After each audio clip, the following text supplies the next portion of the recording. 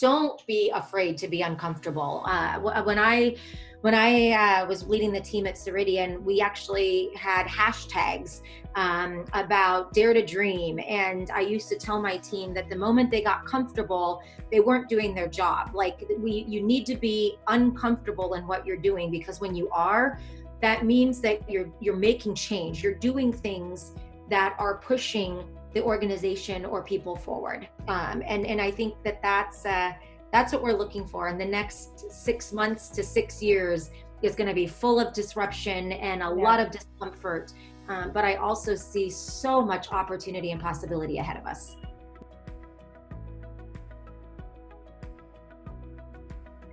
Welcome to another episode of the peopleHum interview series. I'm your host Akanksha Kulkarni, and let's begin with a quick introduction of peopleHum.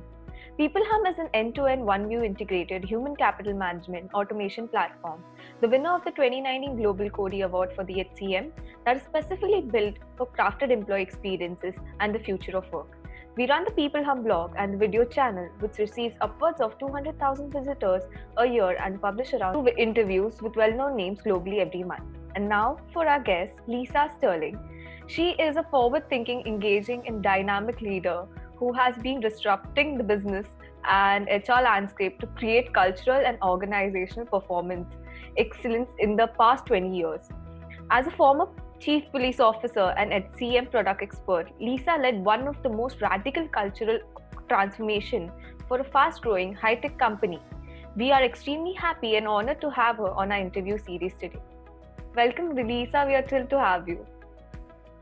It's truly my pleasure. Thank you for the invites, and I'm looking forward to a great conversation. Same here. We are looking forward for a great conversation too. So let's start with the interview. And the first question I would like to ask you is, can you tell us a little something about the people who have shaped your thinking to come to you, that you've come to a beautiful place that you are at today? Absolutely. And there's a couple of different channels that I will take here in terms of talking about the folks who have had influence. First and foremost, I'd be remiss if I didn't say my mother and father had a very strong impact on the way that I think today. My father was very much focused on working extremely hard for getting what he wanted out of life. And he spent his entire career in blue collar jobs, sometimes working multiple jobs to provide for his family. And I remember as a young girl sitting down at the dinner table having conversations with him, not really having a clear sense of direction on where I wanted to go or who I wanted to be. And his one message to me was always, you can do anything you put your mind to and you work really damn hard at. And he was absolutely right. And, I didn't come from a really significant background. I didn't have a lot of things given to me. I worked hard to get where I am. And I had a mother who made the transition from motherhood back into the workforce look really, really simple. My mom stayed at home with my younger sister and I until we were both in school full time.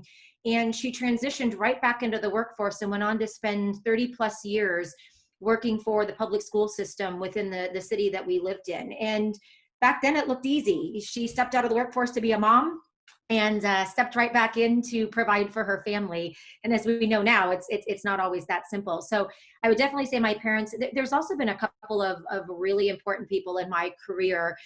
Kimberly Rath is one that I have to give a lot of credit to. She is the former president and co-founder of a behavioral assessment company called Talent Plus based in Lincoln, Nebraska. And she was the one who really introduced me to the concept of understanding and studying what makes successful people successful. And getting into that line of work during my college career and as my work career started has really formed my opinions and gotten me so focused on roles that have been really centered around people and the people experience, whether that's technology, culture, programs, etc. She had a really profound impact on the way that I think about human beings and what makes people successful. Right. So you had powerful people around you who have, supported you and guided you through. Absolutely. Absolutely. Yeah.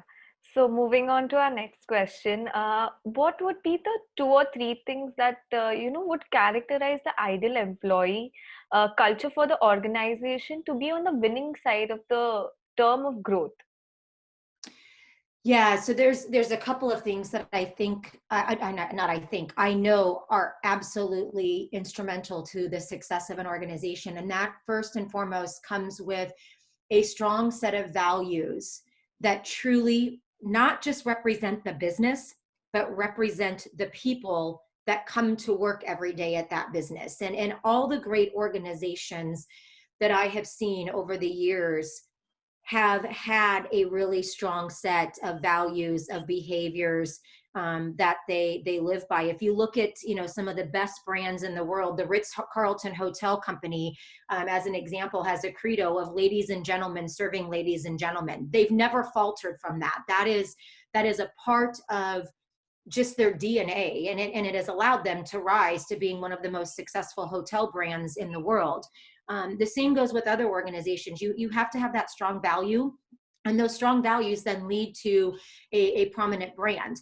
But you also have to be wise enough to understand that what got you here won't always get you there. And so you will see times in your organizational maturity where your values will evolve as the organization evolves and as the people evolve. That doesn't mean that you fundamentally change your values every couple of years, but there are times when it's important to pivot and to start thinking about how certain behaviors and attributes of what made you successful when you were a $5 or $10 million company may not be the same thing that you need when you're $100 or $200 million company. And to be wise enough to understand that, I think is really important. The other thing that I would say that I have seen be hugely successful, and I lived this at my time at Ceridian, was that you have to put your people first. You put your people over profit, you put your people over policy, and quite frankly, you put your people before your customers, because the belief is, and what we've seen to be true is, when you get the relationship right with the people that come to work for you every day, then they deliver outstanding customer service to your customers. And in turn, your shareholders or stockholders or investors reap the benefits of the financial performance of your organization. And I think those two fundamental things, if you can get those right, the rest of the stuff is a lot easier to solve for. Yeah, so I completely agree. Like change is always constant. So it needs to be there in your thinking and your doing as well. So that there it doesn't necessarily have to be a big one. Even if it's a small one, it can lead to something big.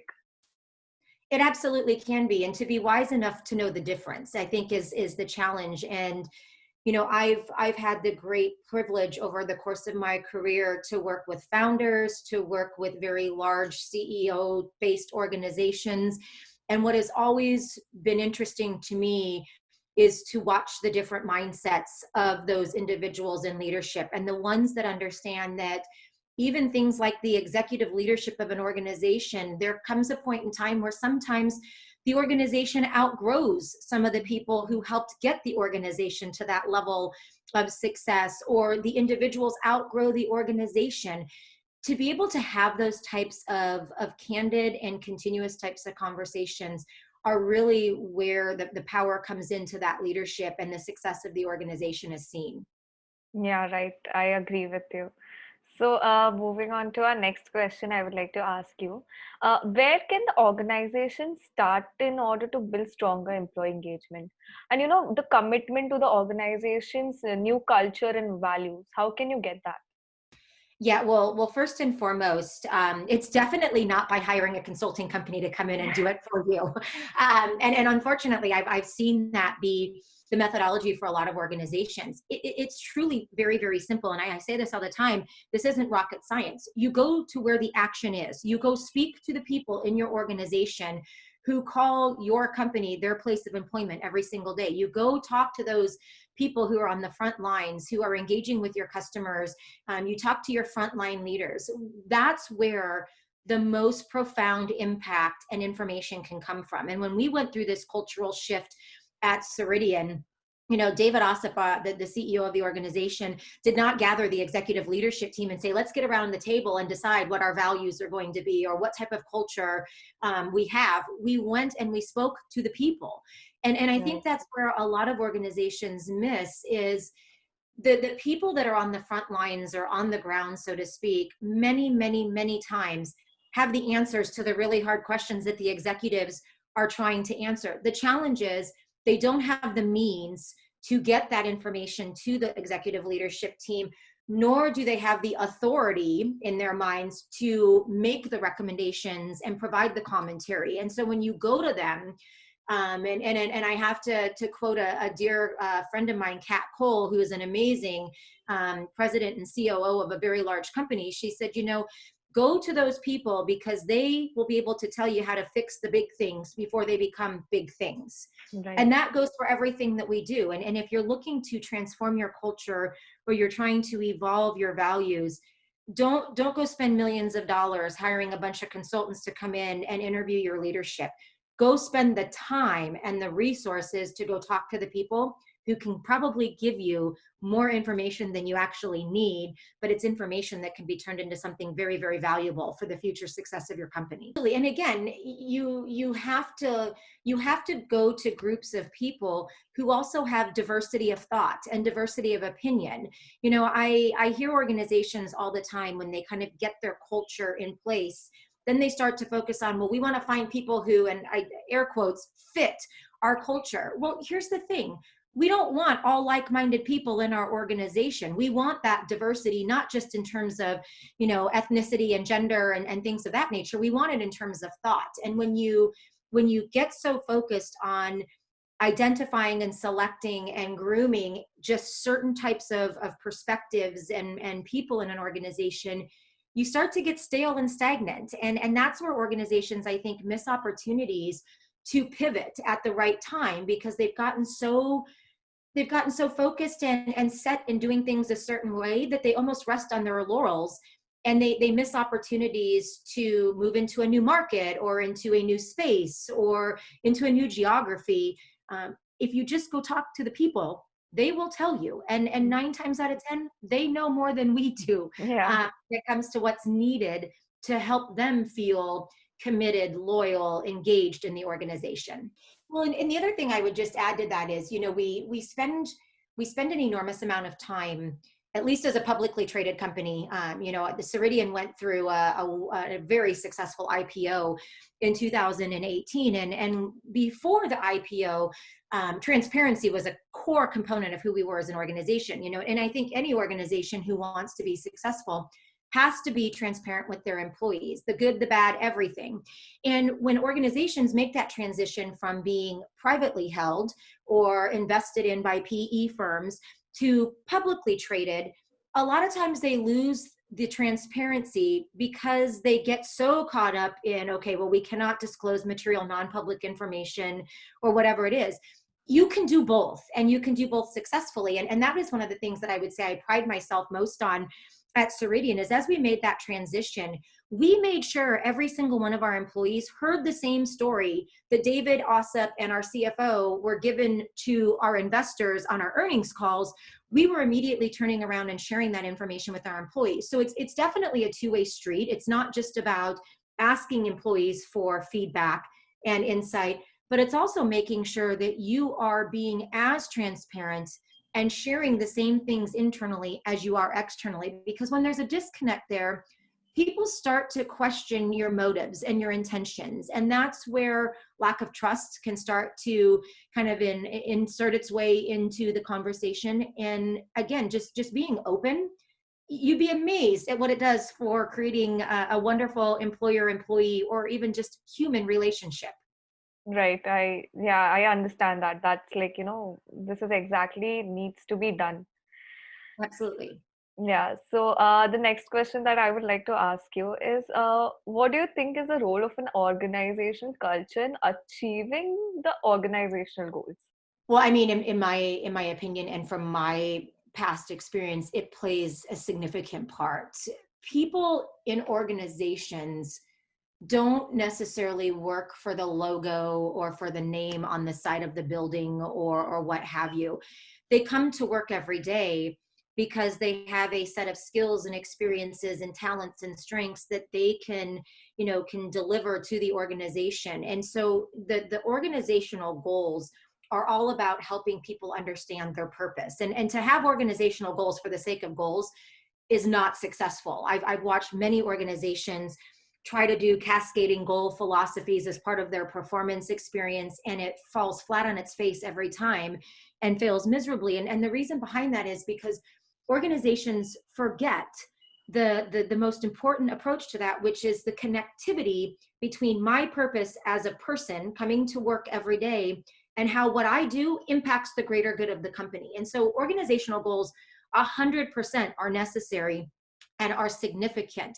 But where the really difficult work comes is helping figure out how you connect that down to the individual team and functional purpose. Because again, individuals want to know what they do matters. They don't want to come to work every day simply to grab a paycheck. I mean, people can go to work anywhere. Granted, things have changed a little bit since COVID, but you really have to make that connectivity. And then when people understand how what they do day in and day out affects and impacts organizational performance, that becomes huge.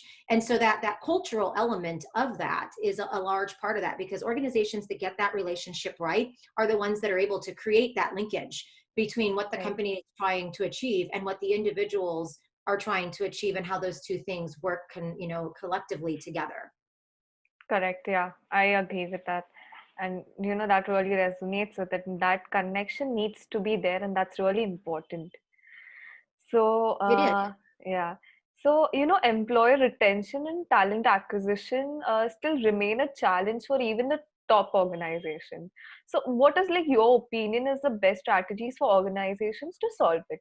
Yeah, this is a tad bit more of a difficult question, given where we're at right now in terms of the workforce. And we've spent a lot of time over the past 5-6 years talking about the war on talent, talking about the future of work, all of those things. And the reality is, we need to change the conversation. We need to really start to focus far more on meeting people where they're at in their life. I mean, we've, as a previous talent acquisition leader and somebody who I believe I'm a very good recruiter, even though that's not the title that's on my business card. We have to really start to understand that we have to deliver exceptional experiences to every single person from the moment we say hello to them to the time we say goodbye to them. You have to be authentic and genuine in your approach. And this is one of the things that I get so passionate and sometimes frustrated about, is organizations who have gotten it right treat their candidates and that whole candidate experience the same way they treat their customers and the customer experience. It is very high touch. It's very engaging. It's very interactive. And as we think about a future now, like let's look at the United States just in general. We have over 33 million people who have gone into unemployment in the last 3 months. So now even the organizations who weren't getting it right before are going to be inundated with candidates grasping for an opportunity to come work for them. And so where you might have only received 100 applications before, you might realistically be receiving 1,000. That in no way, shape, or form eliminates the need for you to have a high touch experience with every single person. And some people will say to me, well, that's not possible. How can I possibly do that? You can, because there are ways that you can create better messaging, better positioning, better experiences with technology that can engage people and keep them connected and in the know. But there's so many organizations that almost have the opinion of, well, you'd be lucky to come to work for us, so I don't really need to put a lot of emphasis there. That's not the case. And even though there's so many more people that are unemployed in the workforce right now, you as an HR leader, as a talent acquisition leader, as a CEO, need to treat these people like people and give them the respect that they deserve. Go meet them where they're at. Don't expect them all to come to your website. Go to where these people are living. You think about the new generation. My daughter just graduated from college in May. She doesn't have a resume. Like that's the concept of a resume to somebody graduating from college right now is slightly outdated. But if you go look at her on all the platforms that she's at, you'll find wonderful things about her experience, how she's influenced things. We've got to change the mindset and realize again that some of the outdated, archaic ways that we've ran talent acquisition in the past is not going to fit for the generations and the workforce that are coming into us right now. And so again, create that relationship with the people first. Get out there and go meet them where they're at, whether that's, in different types of social media avenues, getting better relationships with the colleges. Coming to a career fair and hanging your company's banner is not building relationships with college students. You got to also think about the people who are kind of the boomerang employees, or the people that have left the workforce and now are wanting to start coming back in, because guess what? Maybe retirement wasn't all it was cracked up to be. Maybe I don't want to have 40 hours a week just sitting around reading or fishing or whatever. We've got to think about each of those experiences, and we've got to create a level of personalization to them, because these are our customers. They are our future leaders, and they're people who can be highly influential for our brand and for our organization, and we have to treat them as such.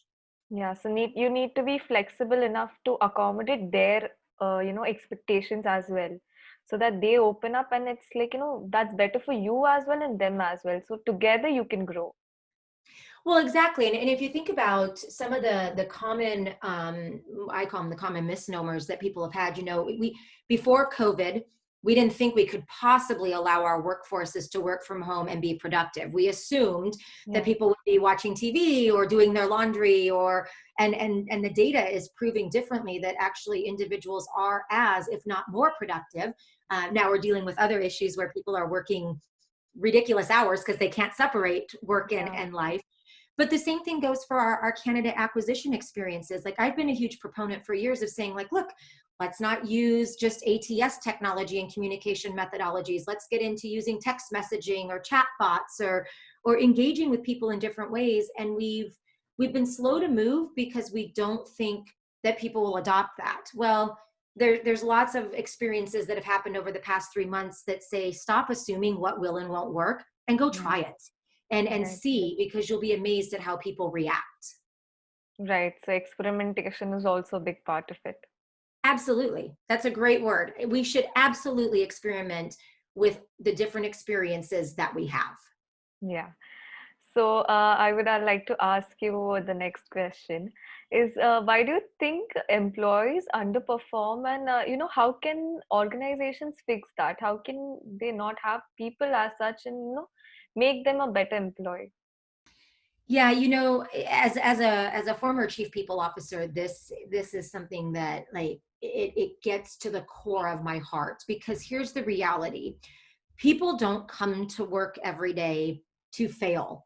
People don't purposely not perform. There's always an explanation. And I'm not suggesting that there aren't people who just don't want to work and will not perform at the levels that you need. But 99.9% of the time, I am confident that there are underlying issues that are impacting that person's ability to perform at the level desired. It can be as simple as them not understanding the expectations. Let's be real honest. If we hire people to a job description and we expect them to perform to it, job descriptions are never reflective, and quite frankly should be thrown out, in my opinion, of what we expect people to do. Secondly, there's times where people are just simply miscast.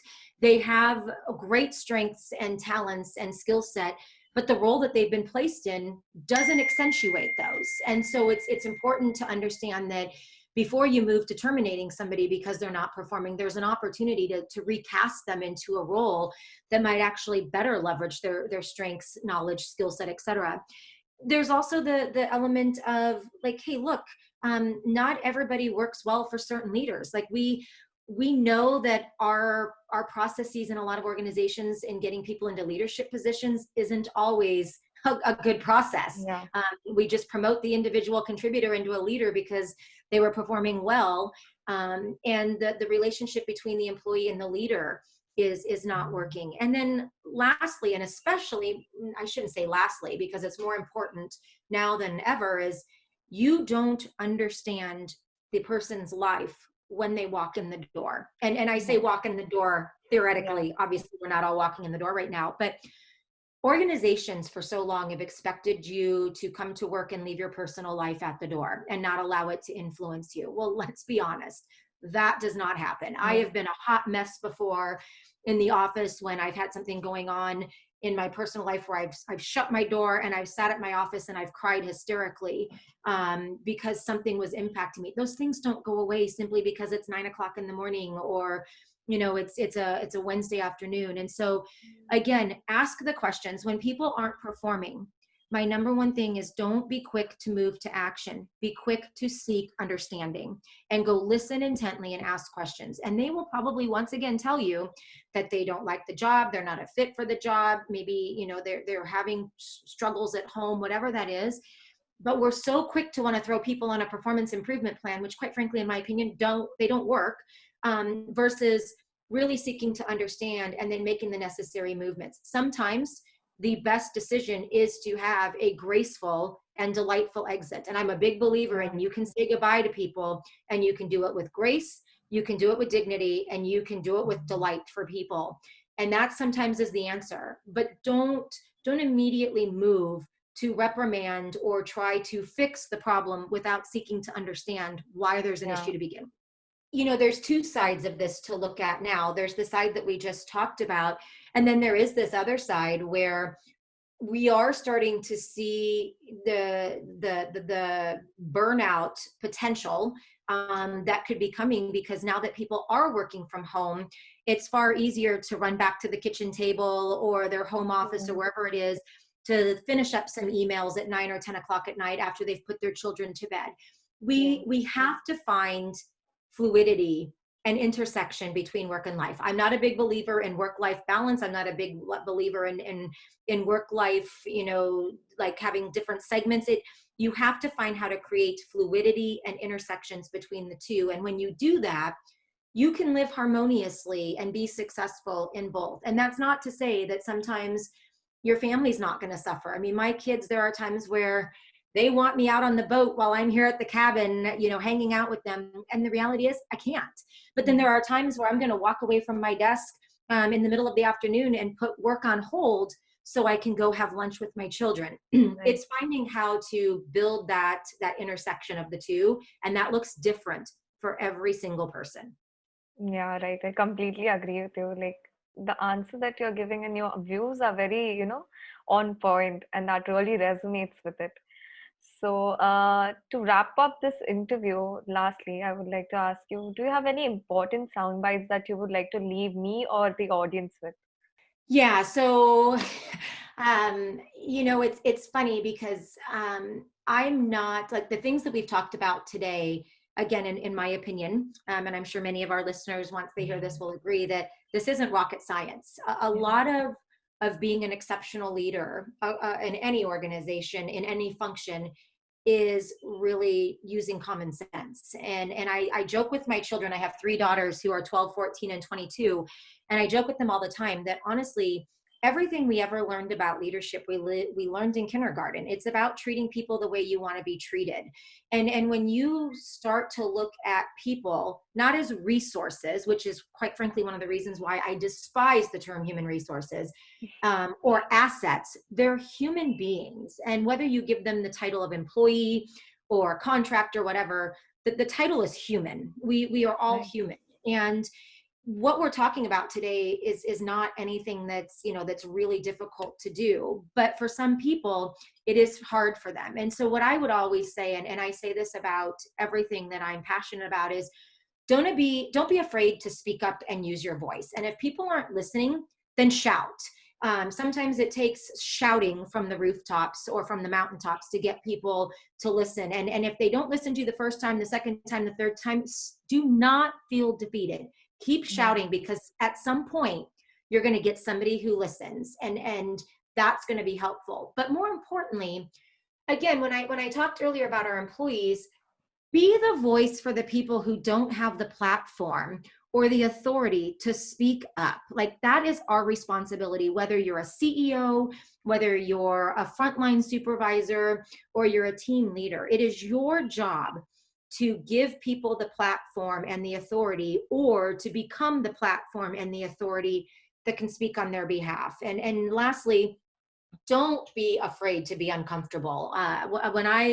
When I was leading the team at Ceridian, we actually had hashtags about dare to dream, and I used to tell my team that the moment they got comfortable, they weren't doing their job. Like, you need to be uncomfortable in what you're doing, because when you are, that means that you're making change. You're doing things that are pushing the organization or people forward. And I think that that's what we're looking for. And the next 6 months to 6 years is going to be full of disruption and a lot Yeah. of discomfort.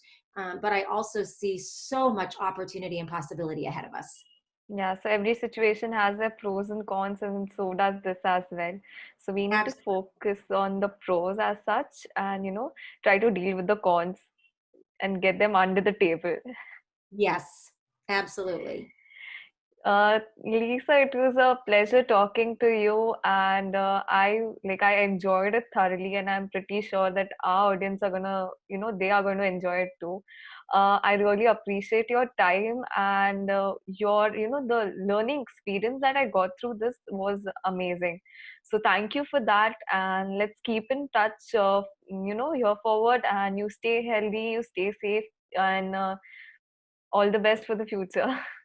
Thank you, and you as well. And for others who want to stay in touch, just follow me on Twitter. Like, I'm just Lisa M. Sterling on Twitter. DM me if you have questions. Like, I love networking and collaborating with people and learning from others. So let's you and I definitely stay in touch. Yeah, But for any of those listening who want to reach out, have them catch me on Twitter. I'd love to get involved in a conversation. definitely.